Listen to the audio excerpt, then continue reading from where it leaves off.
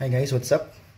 Welcome back to my vlog. And for today's video, bilang house husband, dahil return to office ngayon ang aking misis, magpe-prepare na ako ng lunch namin.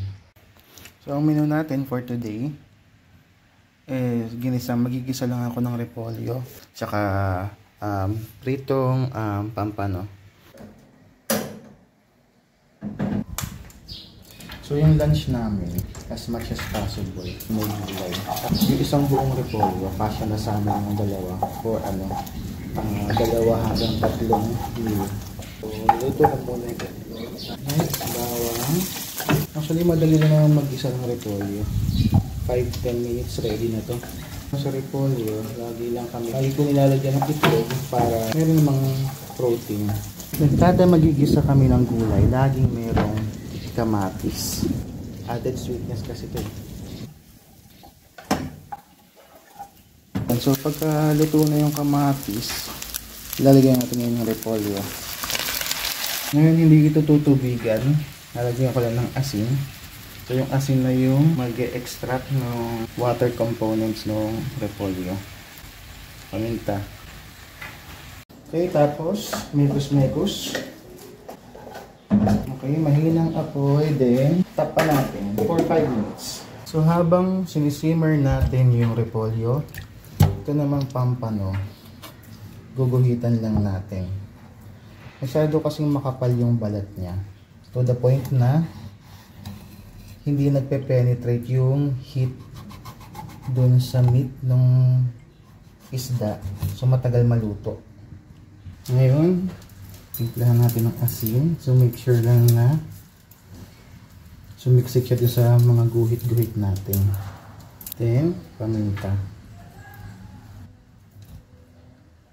Ngayon kung titignan nyo, ayan, diba, nagtubig na yung repolyo, pero hindi naman natin tinubigan dahil yun sa water component ng repolyo at saka ng kamatis na in-extract ng asin. Yun, ready na repolyo natin. Yes, that's it. Kung maaamoy nyo to guys, napakabango na ito. Subukan nyo rin itong lutuin sa inyo.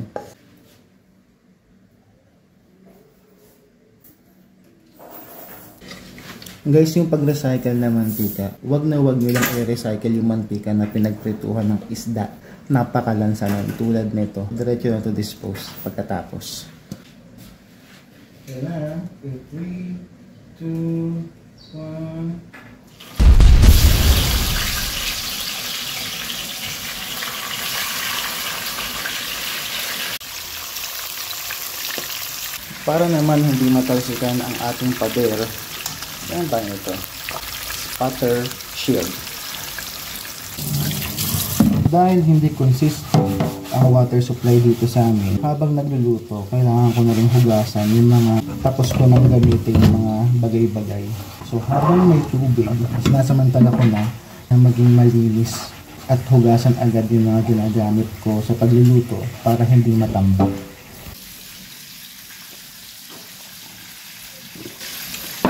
Almost 1 year or more than 1 year yata tayong walang upload ng video. Kasi ayaw nyo mag-subscribe eh. Naubusan na ako ng recipe, naubusan na ako ng content. Hindi man lang umabot sa 1,000 subscribers. Kaya sana ngayon mag-subscribe ka na. Yun, kung umabot ka sa part na to, mag-subscribe ka na. Click mo na rin yung notification bell para notified ka. Okay?